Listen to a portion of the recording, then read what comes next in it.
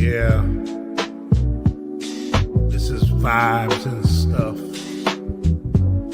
Check it out. We're diving in where the world collide.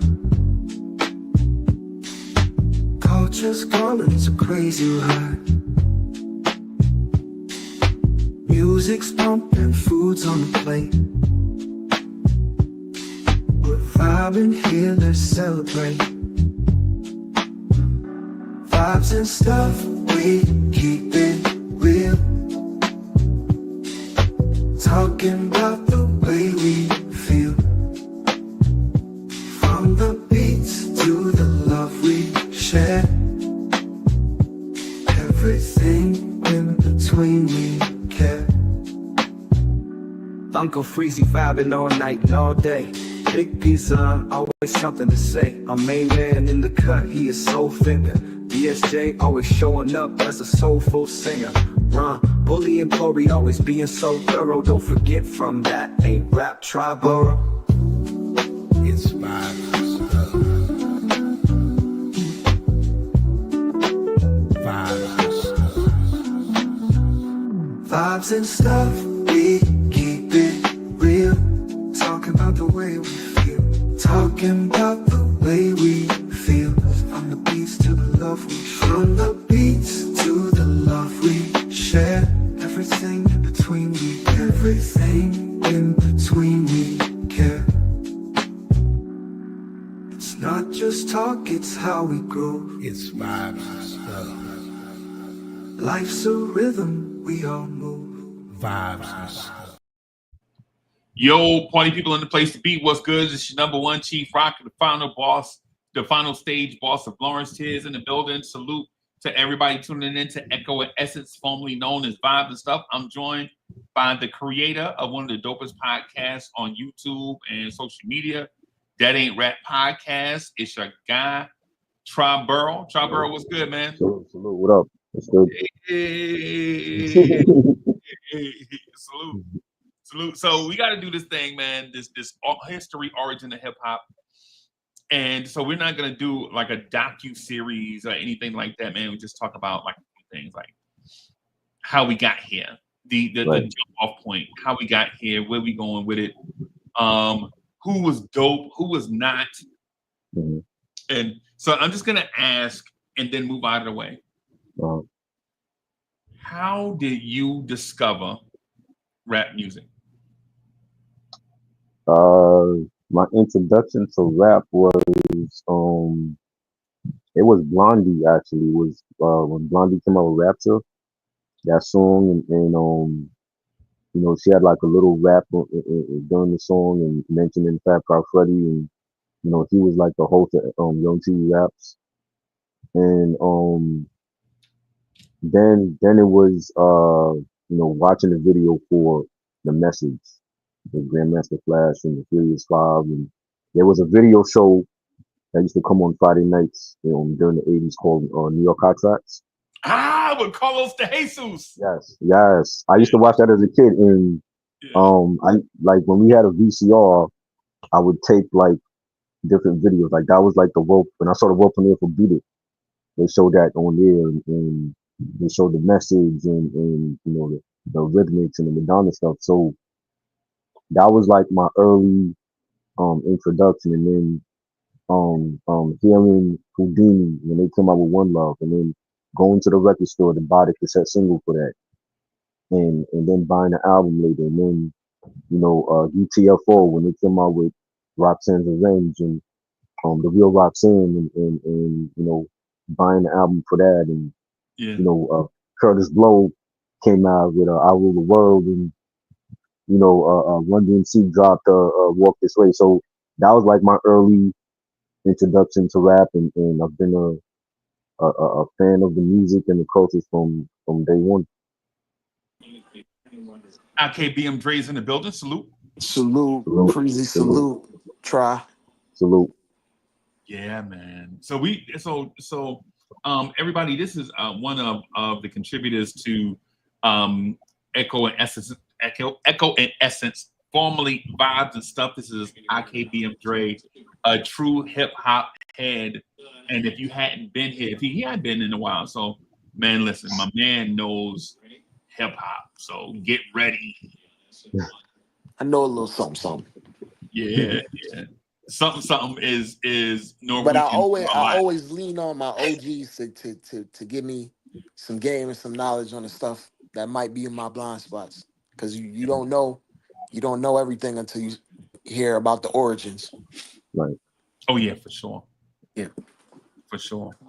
So Triborough was just mentioning his introduction to hip hop or to rap music, and what it sounds like to me is that he was embraced by New York City radio and television. Like in the Mhm. 80s, like New York City radio, like Kiss FM came on board about 81, 82, WBLS, Roberta Flack and them came through in like Right. the late 70s, mid-late 70s. Um, and then, of course, Channel 7, Channel 4. I don't think Channel 2 didn't have music video Um, shows. I don't think so. it was just Channel 7 at that time and Channel 4, and then you had Video Music Box. Yeah, yeah, yeah. Can I give my little origin? Definitely. How I got introduced to hip hop? Um, well, this is how it basically started. My older brother at the time, my older brother was a DJ, and my parents forced him to drag me around with him anytime he went to go play a set. And it may have been 5 or 6, and like my earliest memories was him rocking on a set and then throwing me in the back of his 1995 Chevy Blazer and through the boroughs, each borough, to get to You each couldn't spot. be a DJ if you didn't have a Chevy Blazer. I'm sorry. It's like part of the uniform, right?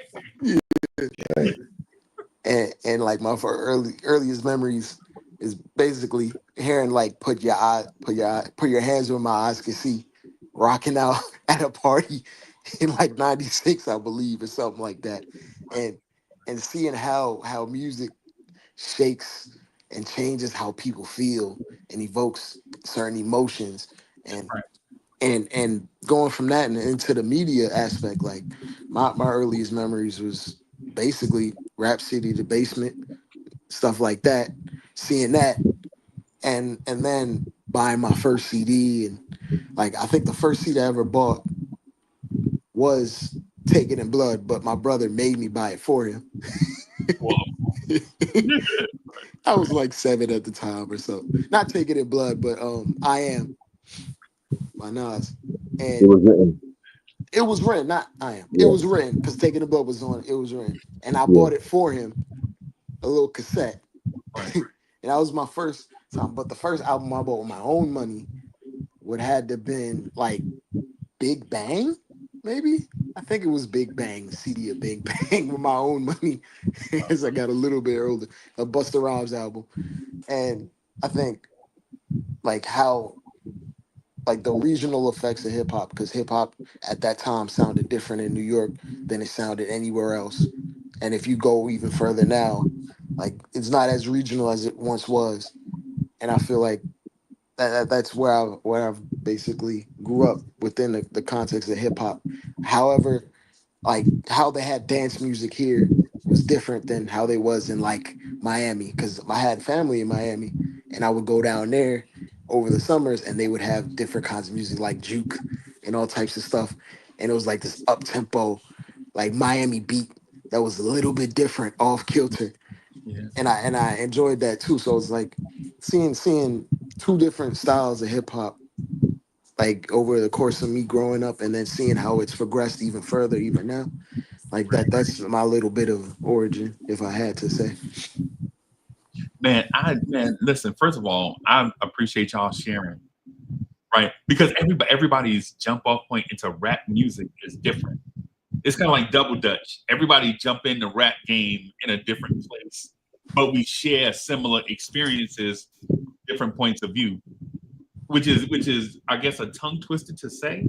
I guess it's like a mental exercise, Yeah. but it's true, right? Is true. Like I remember when the era that Chai Burrow was talking about, I jumped in a little bit earlier than Try. And I also remember what Dre is talking about, but I jumped in a little bit earlier than Dre, right? And so I have so many questions to ask. Like, what was the feeling like when you first heard rap music? Like when you heard it for the first time, like what was your thought process? Like how did it make you feel? To me, it Yeah, made me want to dance. And at that point, at that age, like when I was younger, my neighbors would have like little dance parties, and my mom would bring me over and they make me dance for like little $20 or something. Right, right, and and like it, you would have danced for free, but it's like the way it makes you feel, the bounce, the rhythm. It was something that I never really experienced before. And to what you guys experienced, it was a completely different art form in general. I caught like a more advanced version. Y'all caught it at the beginning stages and seen how it evolved and each step.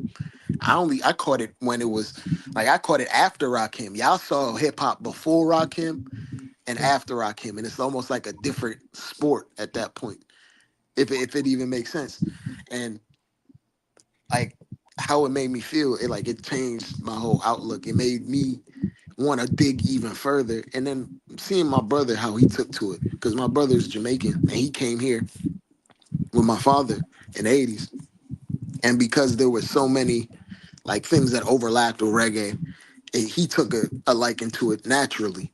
right, And like him digging in, it makes me like him playing records, because I still have his record collection. He passed. Rest in peace to him, my brother. But like I yeah, still have man. his record collection. Yeah, I have his record collection. I still go back and look at it, and it brings me back to a time and a place. Like you ever heard a record and it makes you smell, or you could Yeah, smell something, or you could hear something that brings you back all the way back in time. yeah, Like it evokes certain emotions and feelings that you can't replicate with any other type of feeling or right, any other type of experience. right. And not to interrupt, but I played a record the other day, and I don't know if I got a sense for what I was going through. But I told him my uncle used to pay me to play a record every time he come around. It's a song, "You Got What I Need." And when I was watching the video on YouTube, it felt like I could smell cigarettes burning. Right, and I know it's a mental thing, right? I know it's a mental and emotional thing, but it's like you know how it takes you, puts you back in that All those senses are almost tied together, man. yeah.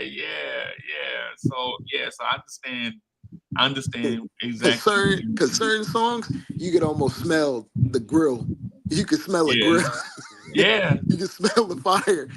Like it brings you back to a certain time and place, or you could remember the taste of something that you used to like at that point in time.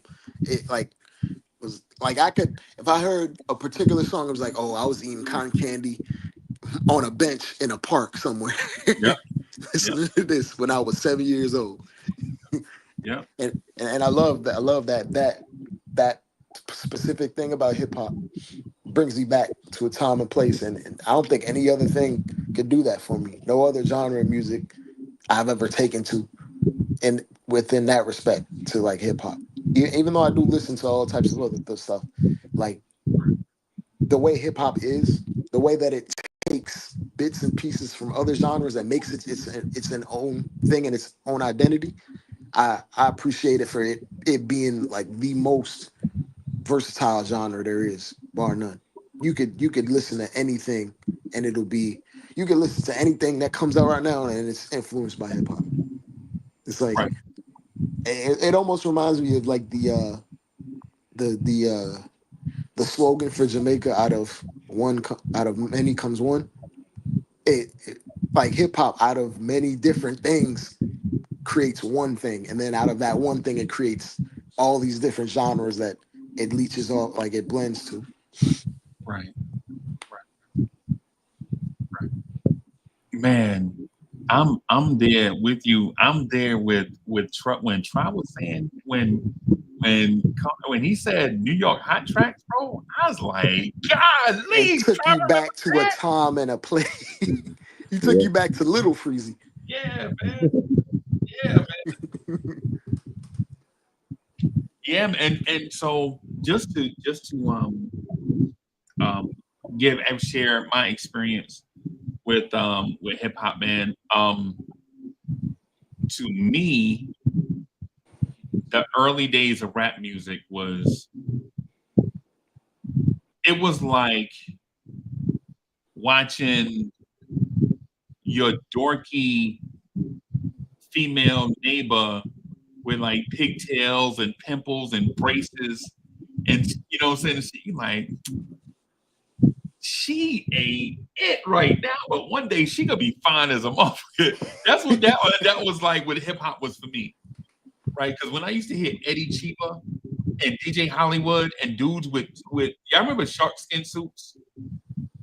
These dudes with shark skin suits on. Basically, the suit is like a shiny suit, like the back of a fish, like you know what I'm saying? Scales Yeah, no, not just the material was just yeah, shiny. yeah, yeah. Like these dudes were so whack on the mic, but I love the art of hip hop. I want to ask you a question, not to completely detract. When did it go from hip hop to like rap fully becoming a thing to you?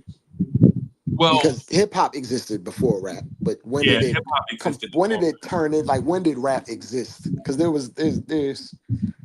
there's like the hip hop, the hippie, the hip hop, but I don't consider that quote unquote rapping. I think that's like being an MC, right? Well, the most traditional sense of an MC, right? Well, well, Rocking the party. well. For us, Yeah, so rap RAP is what the OGs how do you say come in, hey, come in, Uncle Freezy, let me rap to you for a little bit. yeah, What that yeah. mean? What that meant, and these are the dudes that was born in the 30s and 40s, talking to people born in the late 60s, early 70s, right? Like if you can imagine, like your grandfather like talking to me back then, like, hey, come here, Uncle Freeze, let me rap to you real quick. And put some And- game in your ear. yeah, and so what that meant is what I'm saying to you is important, Yeah, right? That's what rap was. When an OG said that, like when they put you to the side, let me rap to you real quick, right? They meant like serious business. This is something. Now, when you apply it to rap music, of course, you have all the different lanes in rap music. You have your Eddie Chiba, your DJ Hollywood, your Busy Bee, your Love Bug Starsky, and all the way through to today, like all the rappers that keep the party going but don't be saying nothing, right? But then you also had dudes that can legit write rhymes. Like my guy from Houdini is the first dude that I remember actually writing down stuff that made sense. Try with the dark skinned dude from Houdini. Jalil? Could you put a year to that if Yeah, you it's like 1980. This is like 80. okay. This is What like did you say, Try? Because you came out His, muffled. his name is Jalil. Jalil. That's his name, right? Yeah. Jalil is the first dude that was writing down stuff that made sense. Because even when the Sugar Hill Gang came out, and even when the Treacherous 3 was out, they was saying words that rhymed, right? They were saying words that rhymed just to keep the rhyme going. And the chicken tastes like wood, and what you hear is not a test. I'm rapping to the beat, to me, the groove, and I'm gonna try to move your feet. They just rapping like rhyming words, right? And rhyming words on the beat, which was that. And then John Lil started coming through, was talking about relationships and things like that. And Grandmaster Caz and them, like Grandmaster Caz would write eloquent rhymes and stuff, but he wasn't really saying. He was the most skilled lyricist of all time, but he wasn't saying anything because he was saying his stuff at the party. Yeah. But then Jalil started writing sophisticated rhymes for the radio, right? And so when you ask specifically, like, when did it go from rap to like the lyricist lane? Man, I thought that was Rakim, but maybe Nah, not. it was It was not before then. Melly Hold Mel. Melly Mel said, what did Melly Mel said? I used to memorize. This is the third verse of the message. Yeah. He said, God's frowning on you. God's smiling on you, but he's frowning too because only God knows what you'll go through. Like, you know what I'm saying? This is Melly Mel writing a song for the radio, right? This is 82, 83-ish, probably 80, 81, 82, right? It's like Melly Mel and all of them. They writing sophisticated stuff. And then I think that the dude that took it to the extreme that don't get credit for it is a dude named Educated Rapper from a group called UTFO, right? Because he had a verse and Shout out to Wise in the chat. yeah, yo, YZ in the building. Salute. Yeah, man. Yo, Wise says Spoonie G and T La Rock. Like, even It's Yours, my man is saying stuff and it ain't really even nothing. Educate and dominate and such and such and such. And you like the beat is so dope. Nigga ain't saying what are you saying? He ain't saying that. Like, even when you listen to it, like, Try, you remember that song Jam On It by Nucleus? Yeah. Yeah. Yeah. Dude, Yeah. they ain't said shit. The whole but the song is dope, right? It's a party record. Yeah, it's a party record. But yeah. So to answer your question without being long-winded, man, it changed. It changed when Melly Mel and Grandmaster Caz. Grandmaster Flash and the Furious Five did the message. And in '82, there was a line of demarcation where you don't have Serious to art spit. form now. Yeah, you don't have this ain't this song is not for the party, it's actually for your radio. Right? This is for because even Curtis Blow was out. Remember Curtis Blow came out with Christmas Rap? Mhm. Christmas Rap came out. And all the Curtis Blow and all of that stuff is for the party. Like the cokeheads, his name Curtis Blow. So he talking to making music for the drug dealers and all of that stuff. But if we talking about when did lyricism emerge, I'm gonna say Melly Mel, though he wasn't the best. Melly Mel is probably top 20 like lyricist. He won't get credit for it because there are so many lyricists that have entered the game that to be competitive with Melly Mel, especially with his time and his cadence and his style. It would be like discounting Jerry West because he doesn't play like today's players. Even though that's what he was. He was the apex back then. He was the peak. He was the pinnacle. Even though Jerry West, before steals were counted, Jerry West used to average 4.5 steals a game. Yeah. A crazy number, right? 4.5 steals a game? That doesn't even sound right. That's not like 2K manipulated sentence type. You know what I'm saying? Yep. But it's one of those things. My experience with it is a little bit different. We used to hear these street tapes. You remember when people had tape recorders? Remember the great tape recorder? You put with the black cover on it, and you could just, it had the little handle on it, and you can walk around with it almost like a boom box. You know what I'm saying? And you just recorded stuff. So the radio, almost The like speaker was raggedy. Recorded the radio, like people would record the radio, right? Yeah, they would. But we bought we was on Journal Square. This is like 76. Whenever the Olympics was, it's like there's like the Olympics going on. Everybody, Statue of Liberty, like you know what I'm saying, and or whatever. I mean, not Statue of Liberty, but the bicentennial, all the stuff. When we walk around with these yellow Liberty Park shirts on, I remember the day as if it's yesterday. Like we on Journal Square, my man got a table out front, and my man talks to my grandma. He's like, "Hey, ma'am, 3 for $5." You know what I'm saying? This is from the party the other day, 3 for $5. And he got these posters with like funny writing on it and all that stuff. We didn't know back then it was tagging or graffiti. We still trying to figure it out.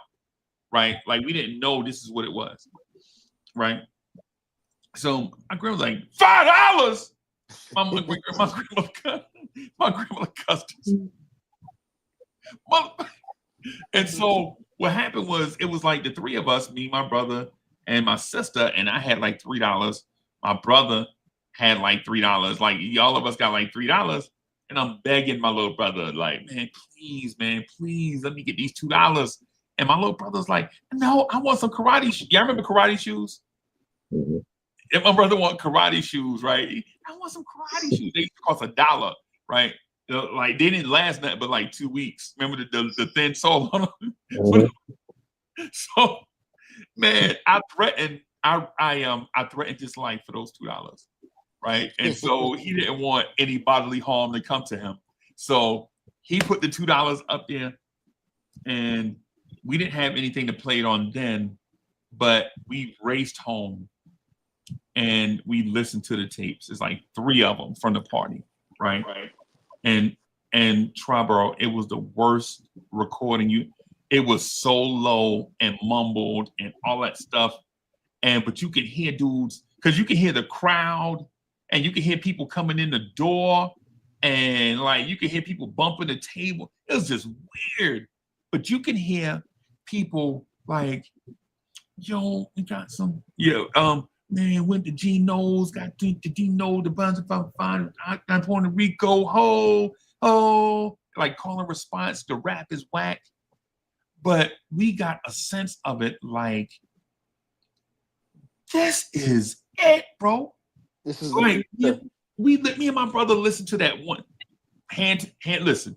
I will lay my back on a stack of Hare Krishna Bibles sky high, bro, to tell you we didn't get to the second and third tape for like a week. Because that first tape, we just kept like it'll get to the end and we'll flip it over, get to the end and flip it over, flip it. And we, man, listen.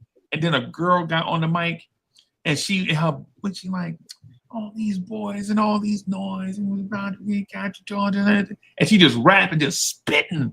And she was like the best one on the first tape. A chick, I can't even remember her name, right? But she just spitting. And so we take the tape outside. My man Keith from across the street, like, Uncle Freezy, yo, Uncle Freezy, man, my such and such got me y'all remember the Jacksons? Remember the Jacksons was out like 76, 77? It's like, man, we just got the Jacksons on 8-track. Fuck, I don't give a fuck. This is me. Yo, when you little, you cuss. You know how when you little, you cuss all awkward. Like, I don't give a shit about no fuck you. So anyway, try to sound tough. Yeah. Yo. So we get the thing. I get Keith come over and we play the tape for Keith. And then Jermaine come from up the street, right? And we just sitting on the stoop and we listening. And the recording is so muffled that every time a call come by, you can't hear it, right? But we fall in love, right? We fall in love, right? We play the second tape. The second tape is better recording, but the raps and stuff was whacker. Like this is supposed to be the best tape, but it's DJ Hollywood, right? I got a glass of champagne in the rain. Hope my shirt don't get too ho. You like, yo, this is garbage. And so what we learned from that is that we can do it, right? Like, we can do this. DJ Hollywood, he's just got trash, right? And so now we trying to write and rap in composition, these black and white, they probably don't even make them no more, but these black and white composition notebooks look like, you know what I'm saying, with the little binder, you got to stretch the book to keep it open, and then you write on your page, whatever. And the third tape is just mainly like cats rapping, this battle contest and all this stuff. And you could just hear it's call and response, but we just can't get into it, right? But then they start playing rap music on the radio like 4 o'clock in the morning. This is before the 80s. This is like 4 o'clock in the morning. They'll play for like 30 minutes. And we'll be at school we'll be in school like this. Right. And teacher like, what's wrong with y'all? Everybody in the class is like falling asleep because everybody legit Straight up. before you remember the morning show? Remember when morning shows used to come on the radio? They would play rap music before the radio show and before the radio station went off the air. So it might not be at 4:30. It might have been like 2:00 in the morning. They'll play from like 2:00 to like 2:30, and then from like 2:30 to 5:00, the radio station would be off the air. And we'd be in class like this, like, but we caught the radio show, right? And so ultimately, this went on for like 3 or 4 years, right? Like we growing up with this thing, like we know it exists, but we don't know how to do nothing with it. And then we hear like way out in a place called Long Island, right? Like it's like a radio station out there that play it, and they like, yo, you gotta listen to the radio station. They play it all day, but in Jersey City, you can only hear it at night for some reason. I don't know why it is, but in the city, I guess if you was in Brooklyn, you might be. If you in Brooklyn, you might be able to hear it. If you in the Bronx, you definitely ain't hearing it, right? If you in the Bronx, you may as well be in Jersey City. You can barely hear it at certain times. But there was a radio station out there, and they would play rap music, and it was whack, right? But we were so in love with it that we would take any rap that we could get, and then we sitting on the stoop, and we just a radio playing, and then we hear a song, and the dude says, a hip hop, the hip to the hip hop, you don't stop, the rocket to the bang bang boogie, to the rhythm of the boogity beat, and what you hear is not a test. I'm rapping to the beat. Me, my friends, and the groove are gonna try to move your feet. I am Wonder Mike, and I'd like to say hello. And so we like, oh, why he talking over the music? He talking over the music. And then we like, he says, I'm rapping to the beat. And we like, rap music is born. Right? Because before nobody actually said that we heard. Nobody, as much rap music we had heard from 76 or 77 to 79, 80. No one gave it the proper term. Right. No one actually said, I am Wonder Mike, and I like to say hello, and I'm rapping to the beat, blah, blah, blah. Nobody, and I don't care who wants to take credit for the term hip hop or rap or whatever it is. No one actually ever said, I'm rapping. Right. So when he said it, it clicks in my head. Okay, this is rap music. And that's what it's been. For me, that's what it's been ever since. It sounds like the stories you're telling, it feels like if you could experience it all over again without prior knowledge of it existing, you'd want to have that one chance again. Like, you ever heard a song for the first time and you wish you could have that same feeling all over again? You still know it's great, but that euphoria or that feeling that you felt when you first heard it for the first time and it was just completely foreign to your ears. Yep. And you just like, this is what I want. I want this all the time. And It almost feels like some. When I first heard DJ Scratch, that's the feeling I got. It's like, it almost feels like, maybe not the best comparison, but like sometimes when some people experience a drug for the first time, they always compare it to that first time, and they never get that same high ever again. But they know what is what, and they want that. Right. Yeah. And try. I keep it a stat. I think rap music probably almost died like 7 to 8 times. Almost, like, it legitimately, right? Rap music almost passed away, bro. Like, legitimately was on life support. And then an artist would come out and carry the torch for a little bit. They'll carry the torch for their little distance. And then they'll pass the torch to someone else. Like, they'll carry the torch for like 6 months. And then somebody else will come along and carry it for 6 months. And then somebody else will come along and carry it for like 3 months.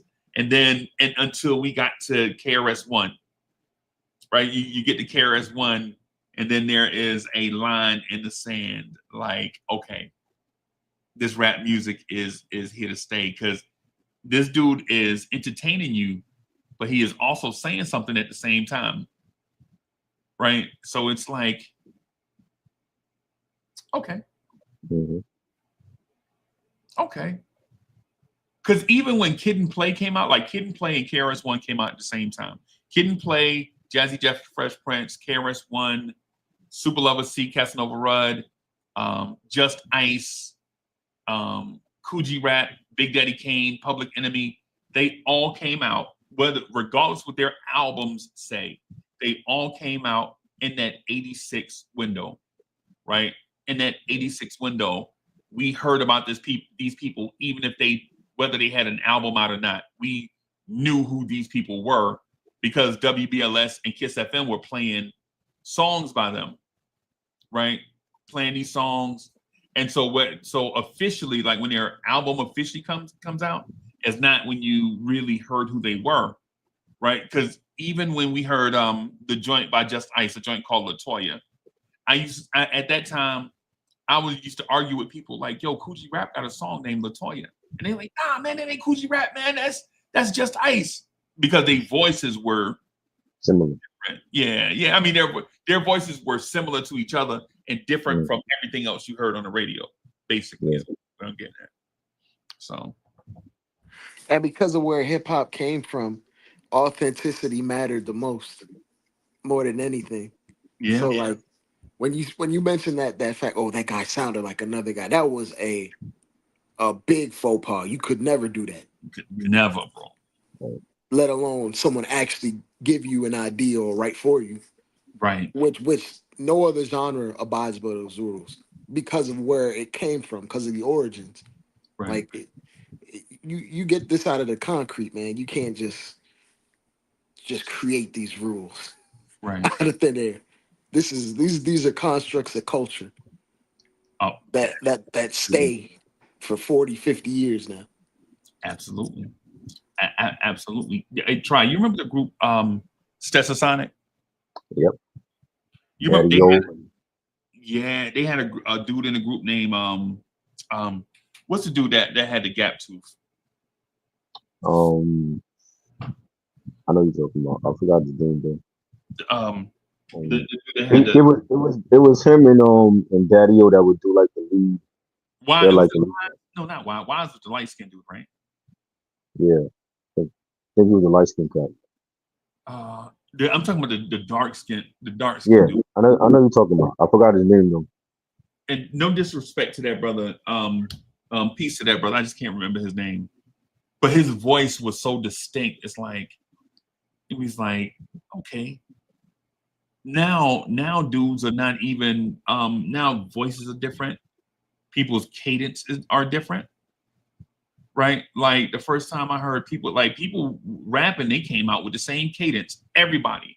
Spoonie G, the Treacherous Three, same cadence, same flow. The Fantastic Four plus one, the Funky Bunch, Grandmaster Flash and the Furious Five, Africa Bambaataa, all of them all these dudes had the same cadence. And then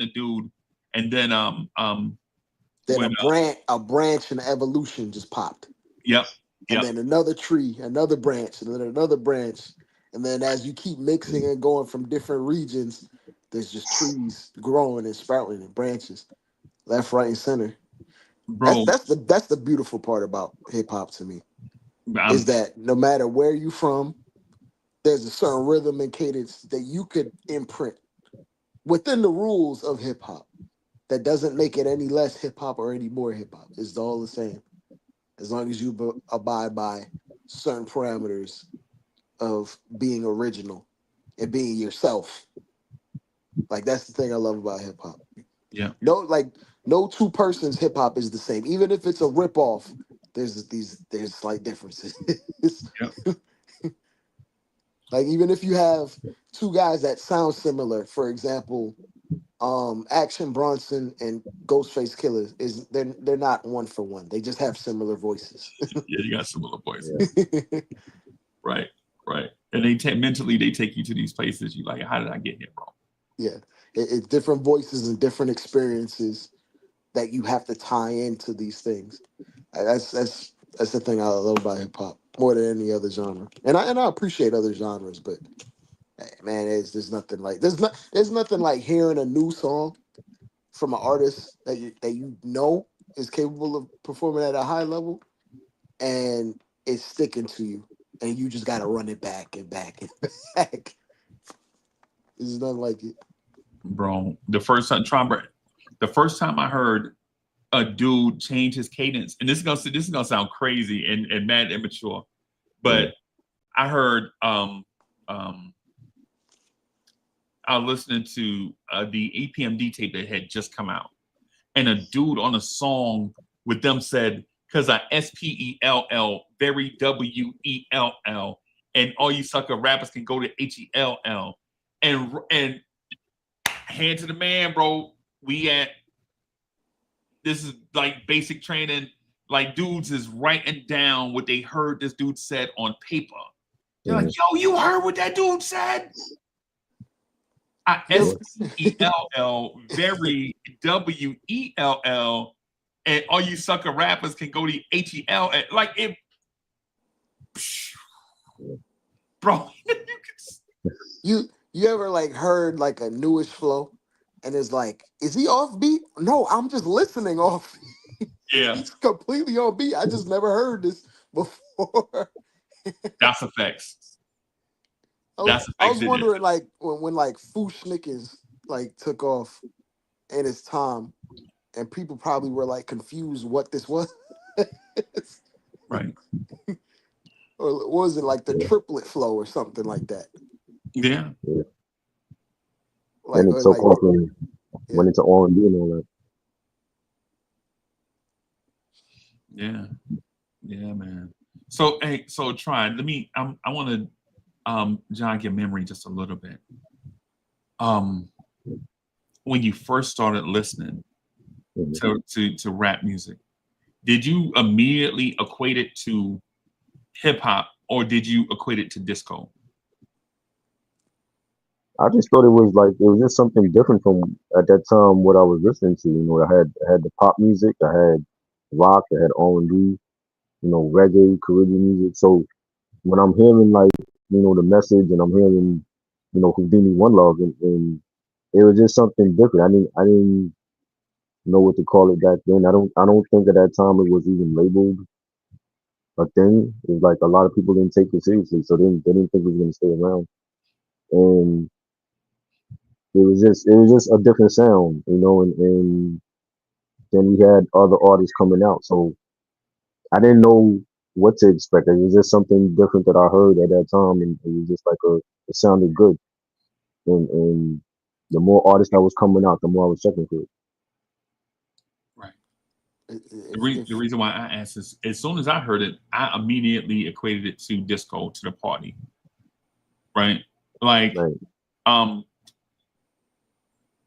as somebody 8, 9 years old, like this is late 70s, man. I'm like 8, 9, maybe 10, something like that years old. I'm listening, and it sounds like what Dre said about how you used to go to your neighbor house and dance. Mhm. Like for us, that was a song called "The Hustle." Do the hustle. You know what I'm saying? Like you doing the hustle, right?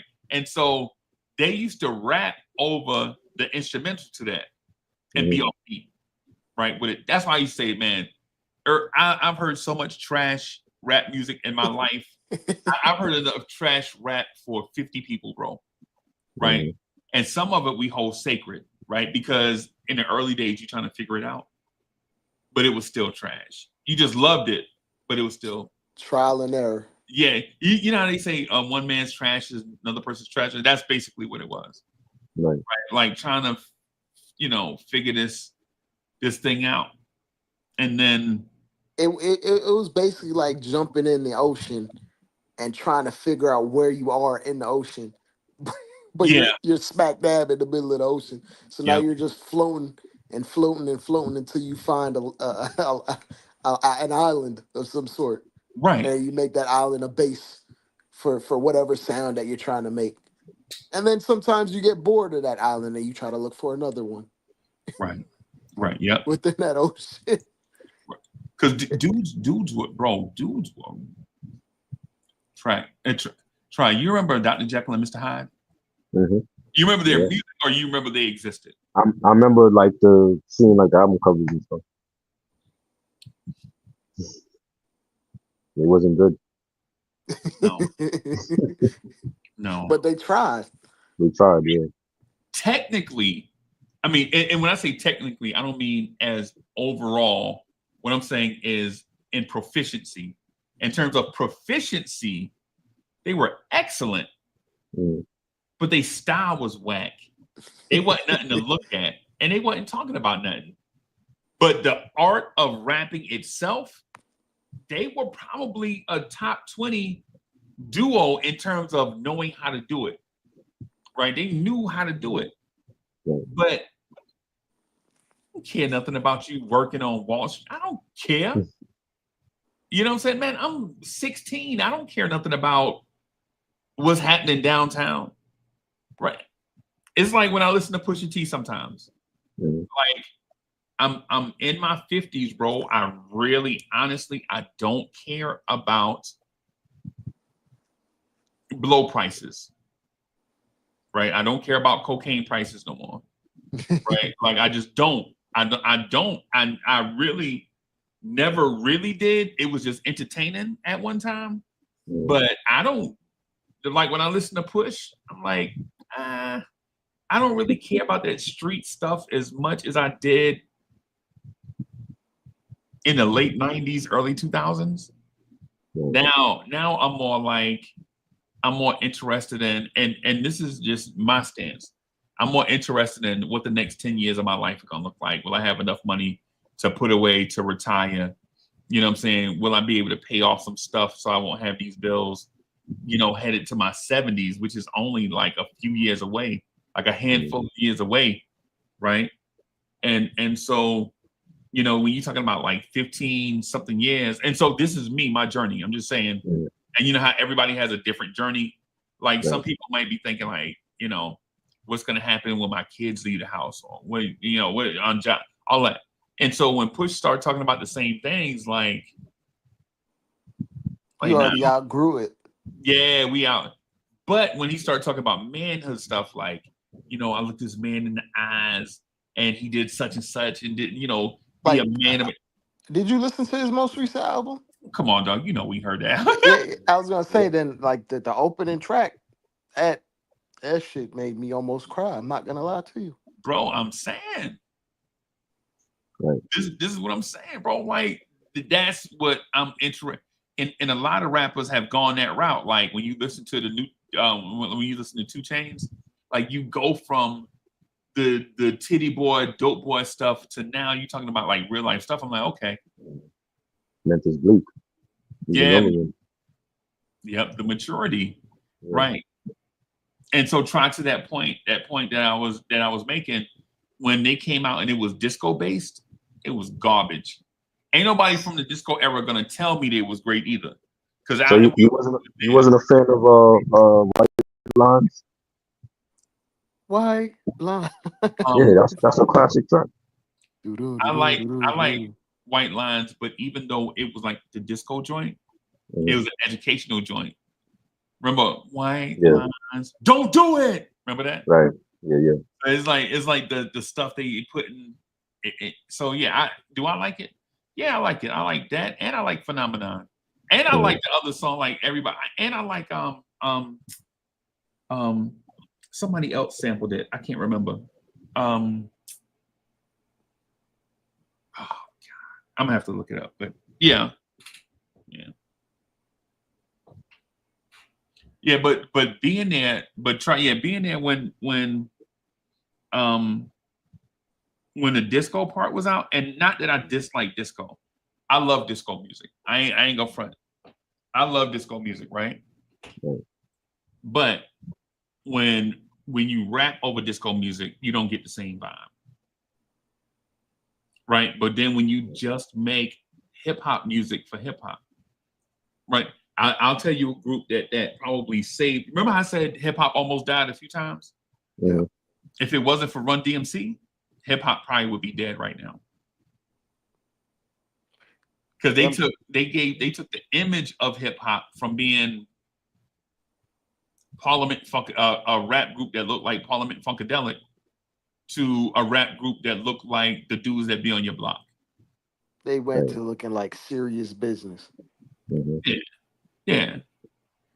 Right? Matching outfits, tailor Yeah. like one color. Like they basically they had like a lot of what's the word? Like they had a lot of black and white attire. I want to say Yeah. like grayscale. They Yeah. just they looked the part. They looked like business, straightforward, no nonsense.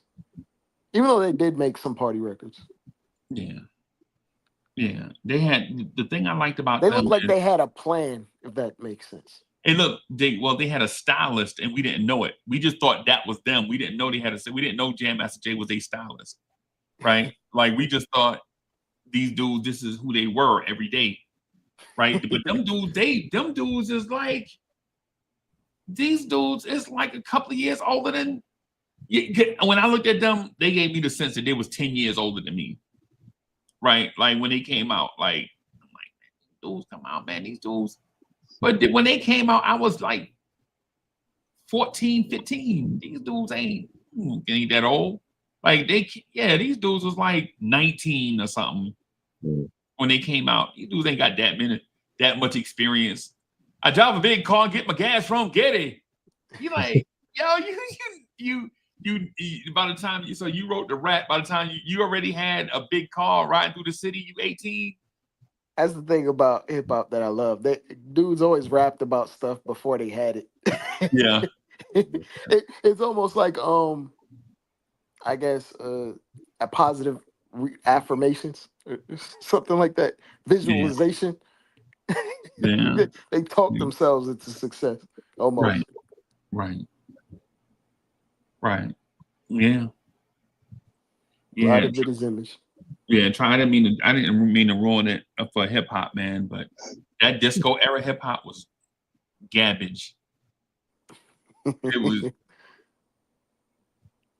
It was a time in hip hop that I don't think you can never get back. So that those special songs are just staying that era. you ever notice that you don't hear any of those disco era songs? I do. They don't play it. They don't play because they If they were good, they would have been sampled. right. It's was But Mobb Deep sampled White Lines for Quiet Storm. They did quite sample that. so that's the one. Yep. That's Yeah. it. True. Yeah. Yeah. But that's like the top 1%, I guess. of Right. that. But remember, Yeah. White Lines though is a song that came out in 82, 83? Yeah. 83, right? So it was But kind of like post disco era, kind of Mhm. like Yeah. but if you notice, like a lot of the music that come out now, they literally are just sampling 90s hip hop records, 2000s hip hop records with no chops, just looping it, just yeah, looping the hook. yeah, No chop, because it was already perfected by that point. yeah, They just throw a couple drums on it. yeah. And that's it. Like you don't got to do too much to something that's already perfected. Like what you gonna do to a peanut butter and jelly? Turn it upside down? You That's flip about it over and call it jelly and peanut butter. I mean, what? it. Yeah, but I think hip hop almost died after what's the name came out the Sugar Hill Gang, because that was just Sugar Hill Gang was probably like a 3-hit wonder. Like I think they had a song that outsold. I think it may have outsold their first song. The one where the dude is like, "Woo ha, got you all in check." I Um, know. Eighth Wonder? Eighth Wonder, yeah. Yeah, That dope. yeah. And so that song, but then there was so many copycats of the Sugar Hill Gang. You like, You know, it's funny as you said that, Freezy. I thought the Busta Rhymes said that at first. Then I went back and heard that the woo ha. yeah, I thought Yeah. Busta did that first, but there's nothing really original in hip hop. I yeah, guess. He's just reinventing the Yeah. already existing wheel, which And, is and cool. if it's homage, Yeah. it's definitely cool, right? Yeah. But you know, but then there was some hip hop. I was gonna say that's kind of like Run DMC saved hip hop, right? Because you like when they were making like when you had a 5-man group and the DJ was featured and 5 dudes with a microphone and everybody dance steps. They look like the Temptations and doing Temptation steps and they rapping. That shit was whack, right? Run DMC come out and they walking down. They doing a video where they walking down the street, right?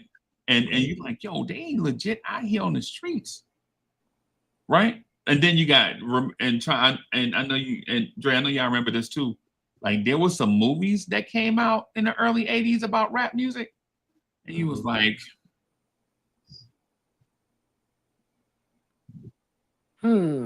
"That's just trash." Right. A classic example. Now that you look back at it, Breaking 1 and 2, garbage. I like it, but I like it because of it's not like for that time it was all about it was centered around hip hop, but it was still a story. Where I feel like a lot of the '90s hip hop movies was like they had the hip hop soundtrack, but it's not really about hip hop. It's like a gangster film or yeah. That's how I feel about Breaking. Like I know the title is Breaking. I know it's a dance movie. And I know in my sensibilities, I'm not a fan of dance movies. I'm not, right? I don't like Breaking. I don't like Save the Last Dance. I didn't like Footloose, right? I didn't like these dance movies. I didn't like Fame, the TV show. Like, so I know what I like and what I dislike, right? So I know that I have biases, right? My thing though is Breaking 1 and 2 are a little too zesty for me. Like when the dude get in Ozone's face like this close and blow him a kiss, I'm like, and he got gloves on. I'm like, it's a little bit for me. It's a little bit too zesty. Like when the Karate Kid is in the not Karate Kid, when Jean-Claude Van Damme is on the beach with that black unitard on, and he not a gymnast, I'm like,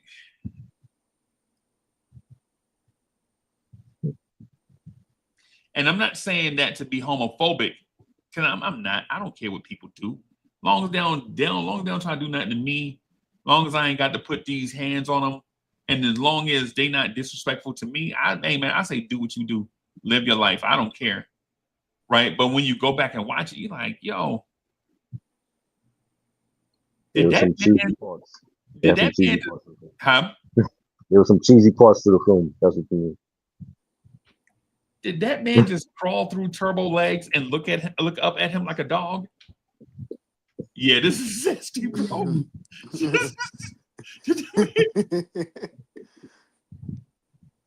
Yo, but when you 12 years old, you watching it, you like, oh, take that, now take that. He crawled between your legs and barked like a dog and looked you in the eyes. And then when you're a grown man and you say that, you like pause. What the hell? Yeah, you know what I'm saying?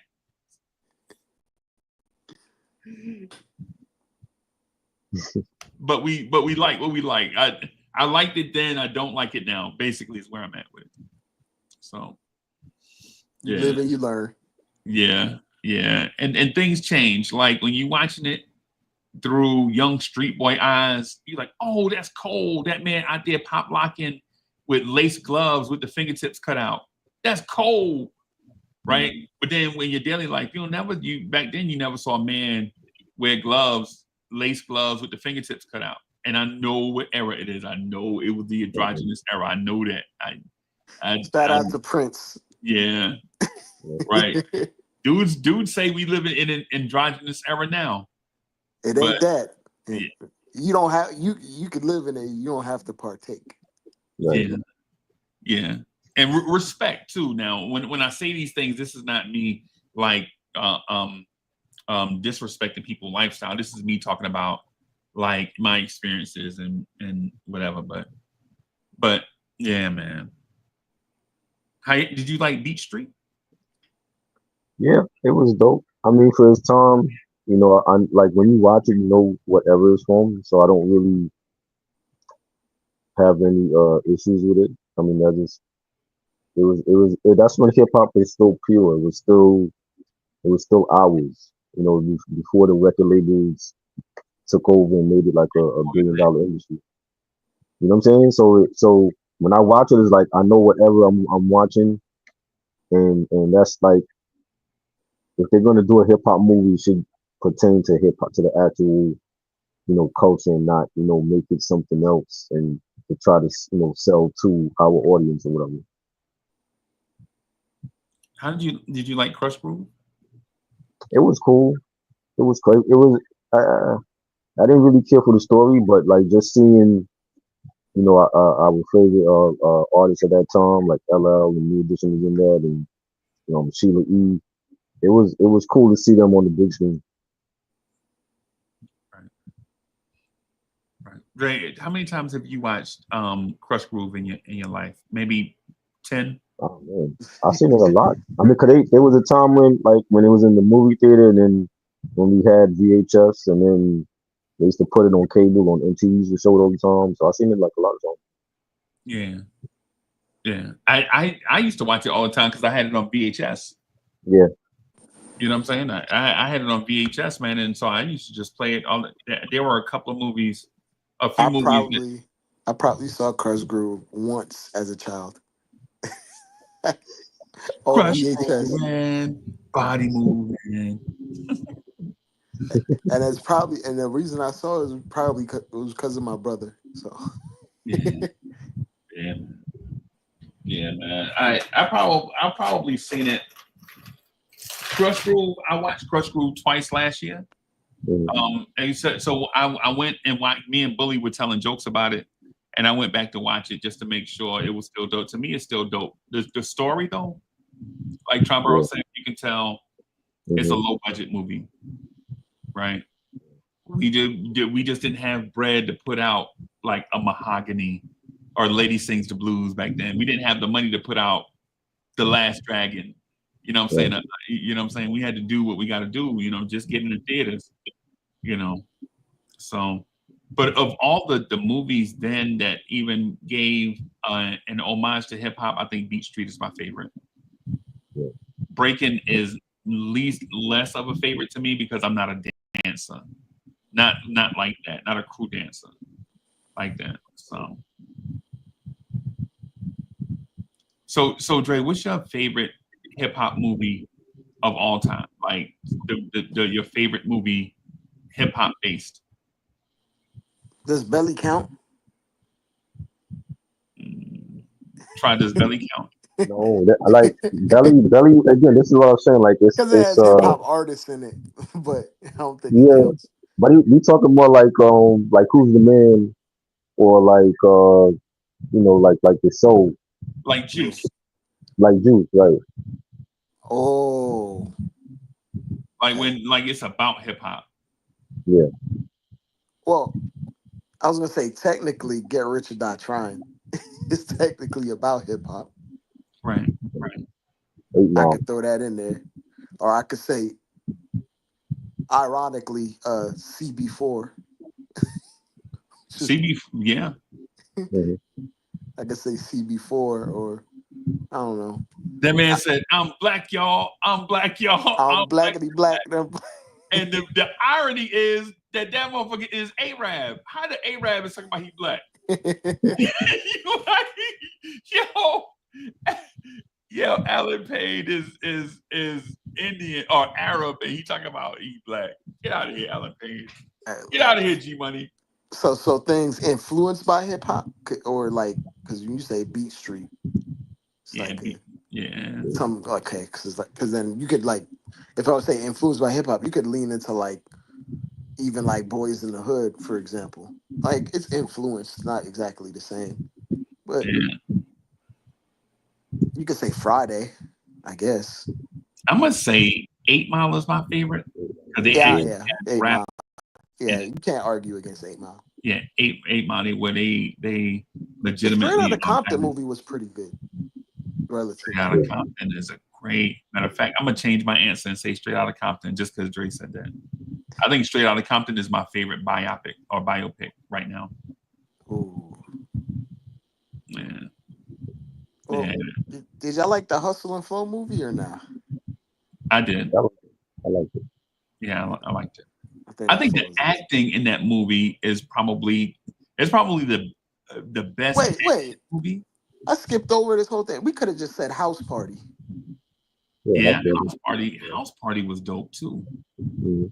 That's the definition. The House Party is all about hip hop. Yeah, House Party. That's my man.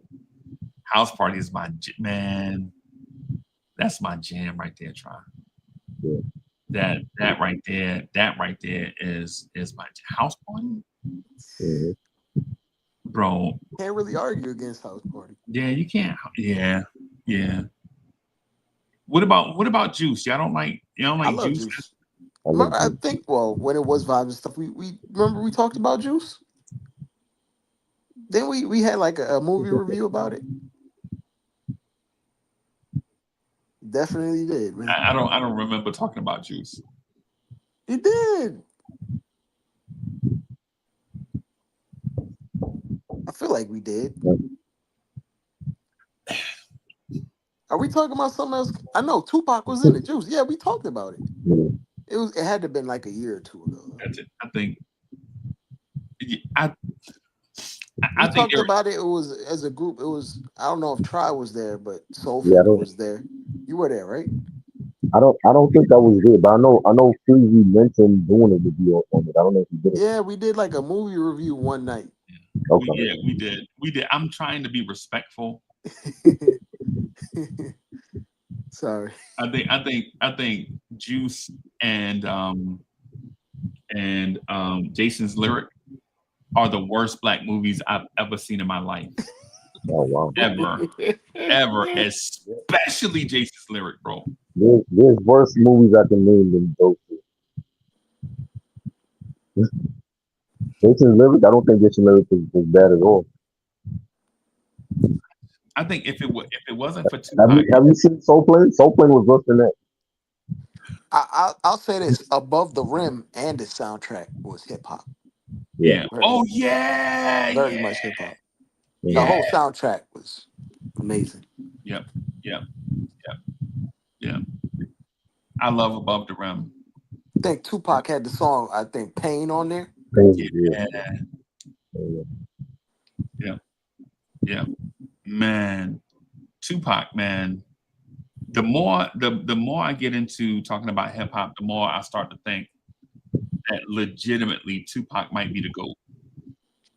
Right? Legitimately might be the greatest artist to ever do hip hop for a multitude of reasons. Right? Like when it comes to Tupac, there are so many fronts to like his political interviews where he just talk about society as a whole is top notch. And his story is real. It's not a fabricated story. Like his mom actually did what she said, what he said she did that. His mom actually fought with her own attorney and could have got 300 years, and she fought the government and won her own freedom. She actually did that. Right? All these things that Tupac talk about is like all these things actually occurred. This is not dramatized mumbo jumbo.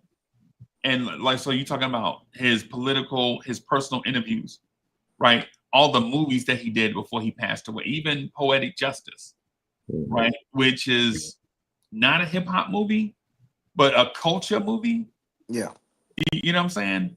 But even Tupac in there is carrying a cast with a lot of people that are famous. Janet's famous. Joe Torre is famous. Now Joe Torre's famous for just brushing his hair throughout the whole movie, right? but at the time, Joe Torre was famous, right? And Tupac is the hottest group going. And when Tupac emerged, Digital Underground, people forget Digital Underground may have saved hip hop also, right? When hip hop was going off the rails, when nobody was buying EPMD, they was buying Digital Underground. And this is no knock on EPMD, who I love. There's no disrespect to EPMD.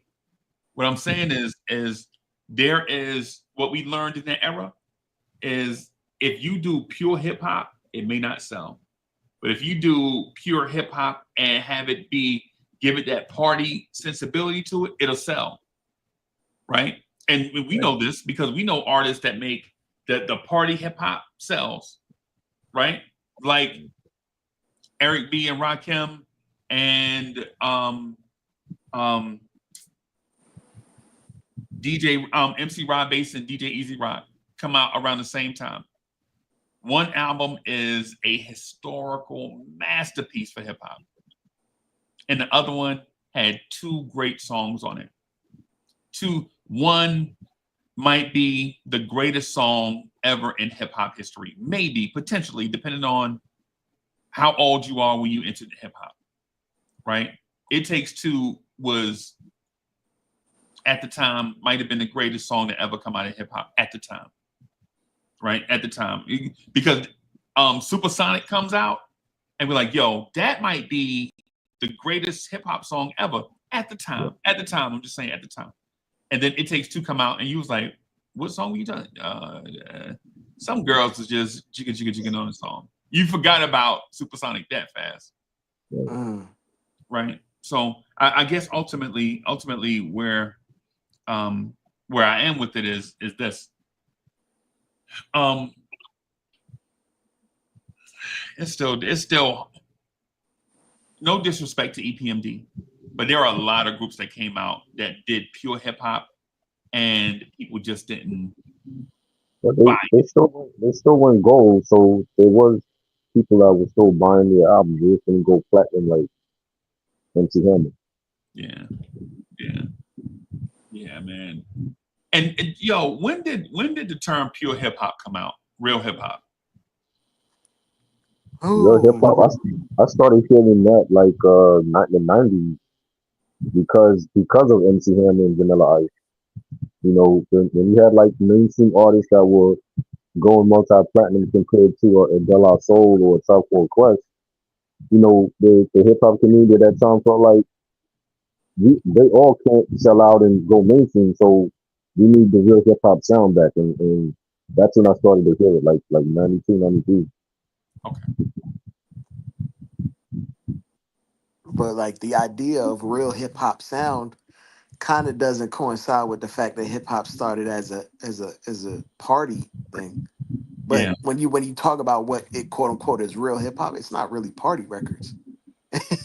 If you really think about it, there's like a distinguish. It's like the original point of hip hop was to get people to move their feet and dance. Yeah.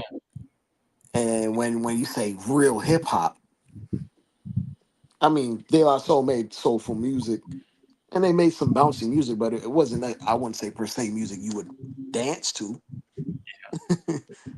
So I think some of it is less the music and more the message that you're tying to the music, or the person himself, like where they came from or where they're headed or who they're bringing with them where they're headed, less so than the music. Because when they say like the real hip hop is like, yeah, you can take it and make the money, but what are you going to do with that money when you make it? I think it's like a complicated thing to answer, right? Because Right. I feel like because you said like, I guess bring back the sound to hip hop, but the original hip hop sound was Cool in the Gang, right? Or if we're being as original as we can get, right? So it's hard to say. But A real I guess there's a hip hop message. is There's a probably message in your music when it's real hip hop. And even back then there was a message. Right. So I was explaining this to Triborough maybe a few months ago. So real hip hop for me, like what I remember is when dudes was like, yo, that's enough. We just gonna start doing this shit ourselves. Like you don't have to be a national recording artist to do hip hop and then make us look like buffoons. Real hip hop started for me when dudes started washing cars and doing whatever it is that they could do to come up with money to go to Radio Shack and buy 2 turntables, a mixer, and a mic. And Right? then build your own speakers. Yep.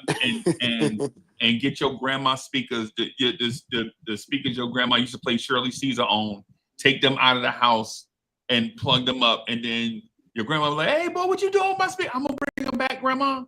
And she's like, you better bring them back because I got to listen to some Andre Crouch later on. Like those speakers. You know what I think it is?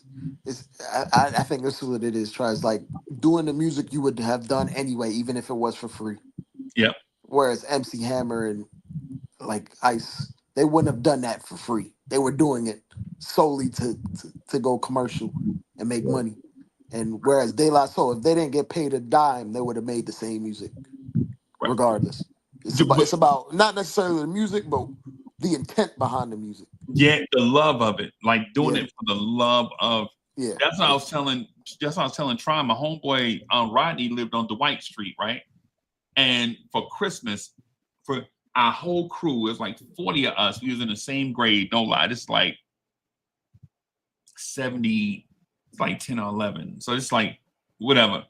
And so we all wanted on our Christmas list. This was back then, back in the day when you had to do a Christmas list or whatever. Right. So back then we on everybody Christmas list, we wrote what we needed in order to do hip hop. Right. And on my Christmas list, and this is so stupid, right? So on my Christmas list, I put down a mixer and 2 microphones. Right. And my father sees the Christmas list on the refrigerator. You're like, Uncle Freezy, what the fuck you gonna do with a mixer? You can't use a bowl. And I'm like, Pops, man, yo, Pops, now ain't the time to be playing, man. Yo, get the hell away from my damn Christmas list. Now I'm telling you now, this is me talking to Jim, and my father passed away, right? But this is me talking to Jim, like, hey Jim, now I'm not playing now. Get away from don't come up here with that mess now. He's like, but who you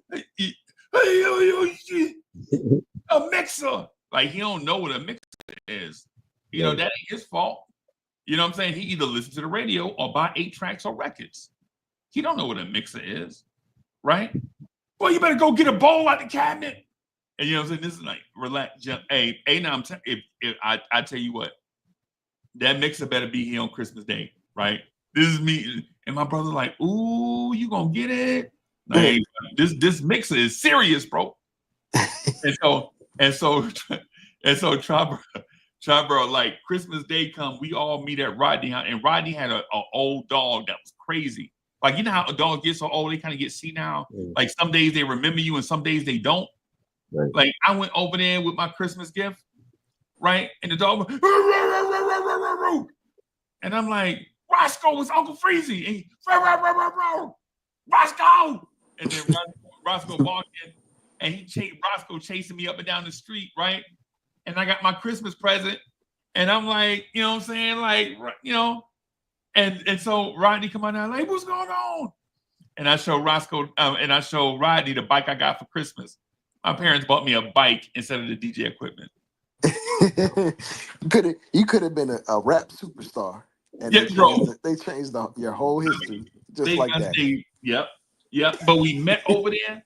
Yeah, bro. And this is how naive we were, right? We meet over there, right? Brian legit, he got a mixer like for Christmas, but they got him an expensive mixer with all these channels and all this stuff. But we don't know what the hell we doing. Like they legit bought him. This is like late 70s. They bought this man like $199 mixer in like 1970 something. Bro, I got mixers in the drawer that don't even cost $200. Right? So he got mix. So he bought a mixer. We looking at it like, what are we gonna do with this? Right? And so Man Man, this is back in the day where nicknames was weird. So Man Man come and he got like this little short keyboard, and we telling jokes like, yo, bro, yo, Man Man bought that. Man Man bought that disabled. I ain't gonna say the real word, but he bought that disabled keyboard over here. It's like a little keyboard. It's like this short, right? It's got like 8 keys on it, but you can make drum beats on it, like play little stuff. I'm like, what are we gonna do with this? And he's like, we can make music. And I'm like, how? How are we gonna make music? You got a teeny piano. How are we gonna? And they're like, it's a Casio something something something. I'm like, how are we gonna make music on this? And he like, you just play it and then record it, and then it'll keep playing over and over. And we like, yo, why would you want to play it over and over? Like in our mind, we don't understand. Like we 11, right? Friend Shante show up. He got records, right? He got like 20 records. His mom went to like this record shop and bought him like $21 records. They on sale. Like y'all remember the 99-cent records? Like anybody remember that? Like they don't tell you what's in the pack. They just give you like $20 get you this records, right? They're like, what's in there? I don't know. It's a pack of records for $20. What if I don't like it? Come back and buy some more. This is like how they used to talk to you in the record store. So anyway, we in Rodney's backyard, right? Rodney Pops is back there. He set up like, the long fold out tables. So we the long fold out tables or whatever. We got like 2 tables out there. We setting up the equipment and all this stuff, and then we find out that we missing stuff. Like we didn't put extension cords on our Christmas list. We didn't put fans on our Christmas list. We didn't put surge protectors on our Christmas list. We didn't put duct tape on our Christmas list. Like all the stuff that normal DJs have, we didn't put that stuff on the list. So now we got to go back home and steal some stuff from we got to go back and steal some stuff from your grandma's house, right? We got to go through we got to go through my grandma's stuff. Like I got to steal her electric tape. My grandma like, what you doing in there, boy? And I come back with the duct tape under my shirt. Like, I ain't doing nothing. And then Lee, that better not be my electric tape. Pyong, I'm gone. Right? Yeah, man. So, but what we did though is we started out like raw. We finally got everything working, finally got all the pieces together. And we started like working on like a little garage band. It's like a group of about 40 of us, probably about 15, 20 of us bought stuff. Everybody else was doing little stuff like writing up flyers and little stuff to try to get neighborhood kids to come over. And so we finally get everything working. We finally get the mics to work. We finally get the turntables to work. We finally get the mixer. We understand what the mixer is. We finally understand what channels were. We finally like understand like, plug mics into different channels. You bring the sounds together in one channel on a separate channel, and then you have independent channels going through the speakers where you can hear all the stuff we learn as we go. Right. And then we find out like some kids about 10 blocks away are doing the same thing. So now we got to battle them. You already know what it is. Y'all think y'all better than us? What's your name? I forget what, I think the name of our group was like the Cold Liberty Crew or something, because we like Jersey City. Like we the Cold Liberty Crew. And like they the Stay Fresh crew. Like, yeah, we stay fresh. We stay fresh. Back when fresh meant something different. Right? Fresh didn't mean like your clothes or whatever. Fresh meant like your stuff, But we battled them, and them dudes beat us so bad, man. They DJ knew how to do this thing. I ain't gonna lie. They DJ knew how to do this thing called scratching. And when he did that in front of us, we was like, that was the end of our group, bro. Because he could scratch and mix Like, and I'm not saying he was great. What I'm saying is he could play one song on one side and then slowly blend it to the other song on the other side, and then slowly blend it back. And when Rodney tried to do it, it just sounded like two songs crashing together in the middle of the street. And that was the end of our crew. The Cold Liberty crew was over. Right? And so that's when, like, but that right there, when you make it, when you bring your two turntables and a mic, your mixer, your rappers, your DJs, your dancers, all of that stuff, and you make some beats like, and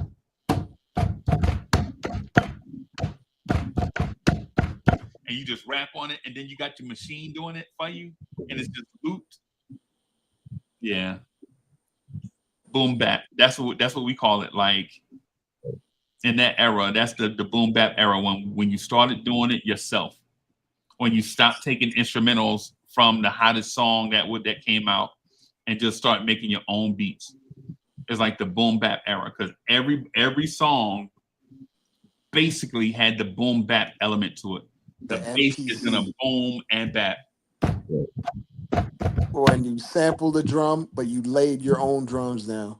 Yep. Yeah. And however order, even though you don't believe in Dilla, Freezy, one of the greatest to ever do that thing that you're describing.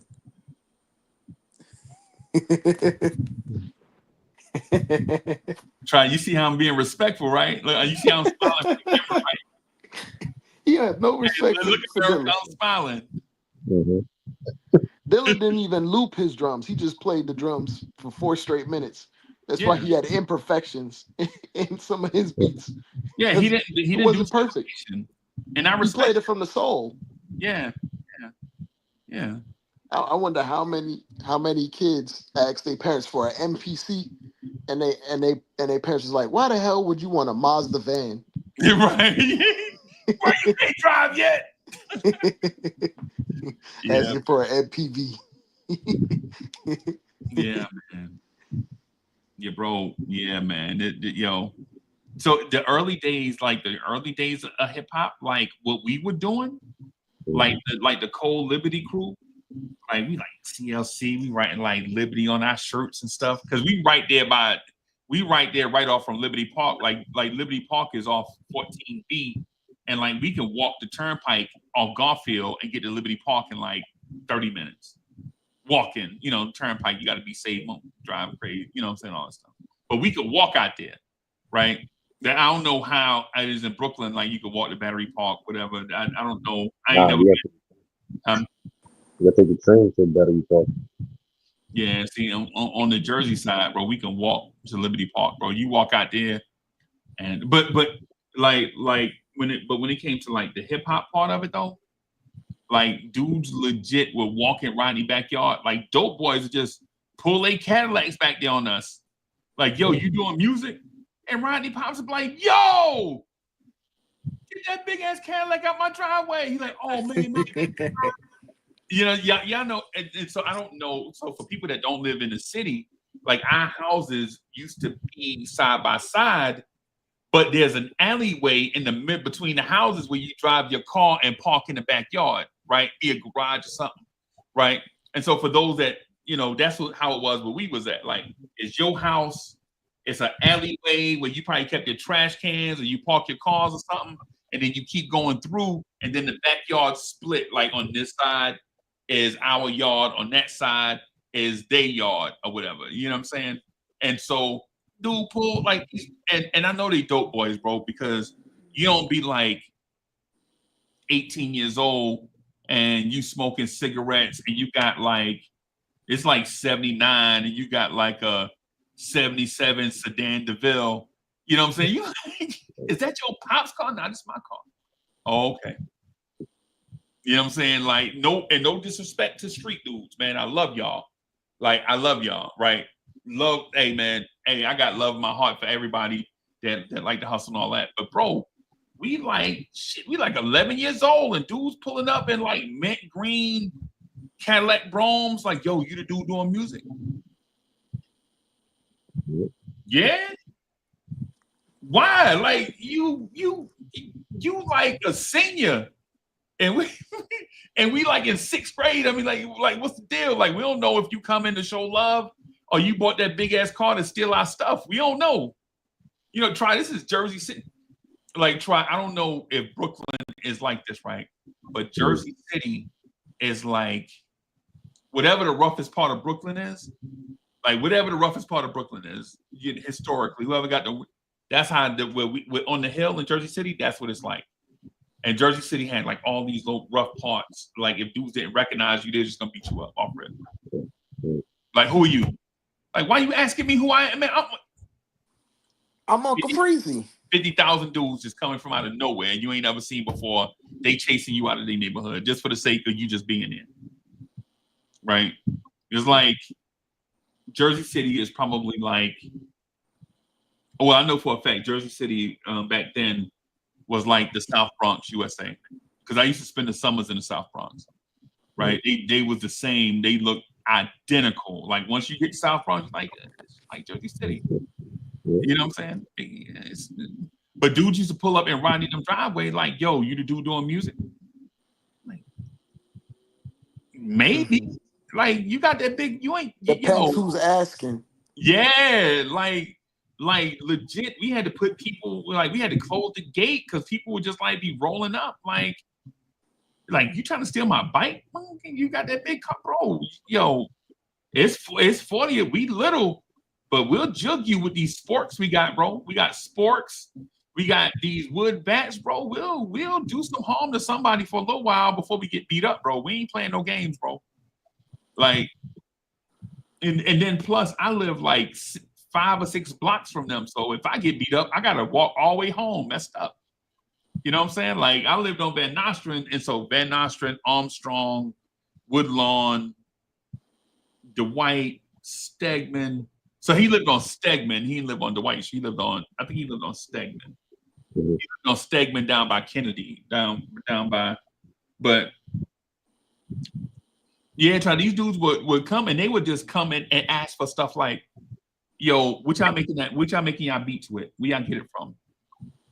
And like, you know how like you don't want to tell nobody, but then you be like looking at these dudes like, if you don't tell him where you got it from, he might just take yours and you just beat. Right, so you'd be like, yeah, nah, we got it from Radio Shack down Hudson Mall, man. You know, and like, yo, I heard they on sale, bro. You're like, oh yeah, man. You know what I'm saying? Just whatever, just hoping you don't get Vic for your stuff. But this was like I'm talking about this is the early days. So yeah, man. But thanks to disco rap, it motivated a lot of people to try to do it. Because you heard certain dudes rap, you're like, I could do it. Is this dude Dre? Exactly. Like, you hear this dude on the radio, and you like, is this dude trying to rhyme off the top of his head? You ain't even write nothing down. Nah, this dude is disco, bro. These dudes is high as draft nuts, bro, and they see the microphone and they just get on it. Right. So.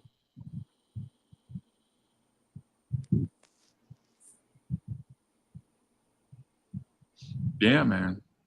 What about so what about the first time you heard rappers diss each other? Oh. You want me to go or you want Nah, go ahead, bro. that was the UTFO album. That's why I bought it. That was for the Real Roxanne. Because at that time radio was playing it on they were playing it on the radio. And then, like, you already heard Roxanne Shantae's diss track. So when I bought the UTFO album and I'm hearing the Real Roxanne and hearing the other Roxanne diss Shantae, you know, that was like the first like really like diss track I heard like radio play, and then everybody talking about it in school, and then you know all the other diss songs came later. I heard Careless One go at the Queensbridge and MC Sam go at him, and so yeah, it was that to me, UTFO. How did it make you feel though?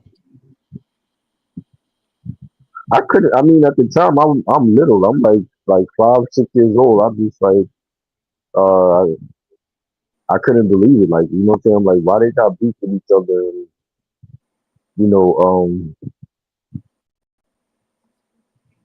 I just like listening to it and you know, hearing the other rock saying, just talk bad about Shantae, and I didn't really understand it when I was younger, you know, until like later on, and you know that's like part of hip hop, you know, the art of battling that, you know, I think got lost at some point, you know, after Big and Pop. It was like, you know what I'm saying, it no longer was